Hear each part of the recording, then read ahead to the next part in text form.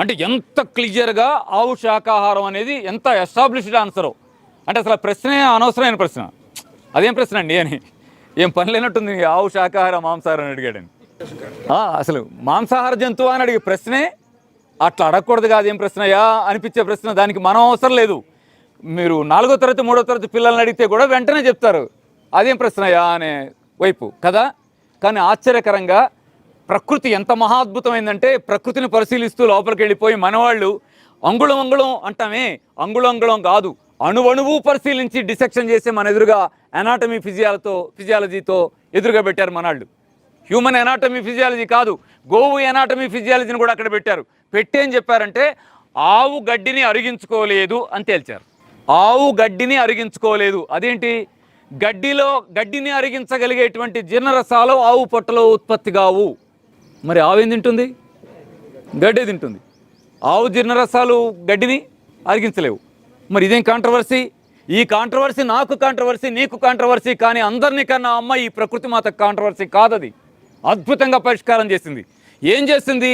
గడ్డిని తినగలిగేటువంటి బాక్టీరియాని రూమస్ అనేటువంటి దాని జీర్ణకోశంలో ఒక పార్ట్లో నిండా నింపింది. ఆవు గడ్డి మేస్తుంది, మనం అనుకుంటాం ఆవుకి గడ్డేసాం అని మనం అనుకుంటాం. కానీ ఆవు ఏముంటుందో తెలుసా? నేను బాక్టీరియాకి గడ్డేస్తున్నాను అని శుభ్రంగా గడ్డి అంతా తినేస్తుంది.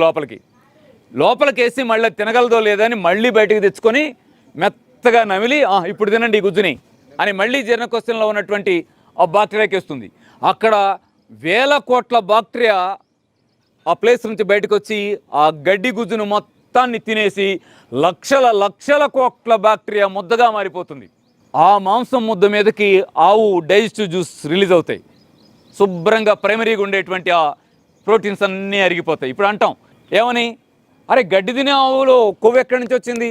గడ్డి తినే ఆవులో మాంసం మనాళ్ళు చెప్తారుగా, మాంసం కావాలంటే మాంసకృత్తులు, కొవ్వు కావాలంటే ఆయిల్ వేసుకోండి, సిస్టమ్ అంతా ఉంది కదా, లిస్ట్ అంతా పెట్టేస్తారు. అరే శుభ్రంగా గడ్డి తింటుంది కదండి మా ఆవు, మీరు కేజీలు నూనె తాగమంటారు అంటాం. అంటే ఈ సమస్యను ఎవరు పరిష్కారం చేశారు? నీ నూనె కంపెనీ కాదు పరిష్కారం చేసింది, అమ్మ ప్రకృతి మాత. ఎంత మహాద్భుతంగా పరిష్కారం చేసిందో చూడండి. మన కళ్ళకి అర్థం కాని అద్భుతం లోపల ఉంది, పరిష్కారం చేసింది. ఆ పరిష్కారం అంటే దీన్ని నేను ఎందుకు అంటున్నానంటే బాక్టీరియాకి, వైరస్కి, శిలీంధ్రాలకి, సూక్ష్మక్రిములు ఏమున్నాయో వాటన్నిటికీ పెద్దగా ఉన్న మనకి మధ్య ఉన్నటువంటి అనుబంధం ఎలాంటిదంటే జీవన బంధం. అది క్యాచ్ చేయకుండా బాక్టీరియా శత్రువు, వైరస్ శత్రువు అమ్మో ఎదుర్కోలేం. మందులు కావాలంటే నువ్వు 4,50,00,000 మందులు వేసి కూడా ఆ వైరస్ను చంపలేవు. పైగా నువ్వు మందులు వేసినందువల్ల ఆత్మీయుడైన నా బాలసుబ్రహ్మణ్యం వెళ్ళిపోతారు.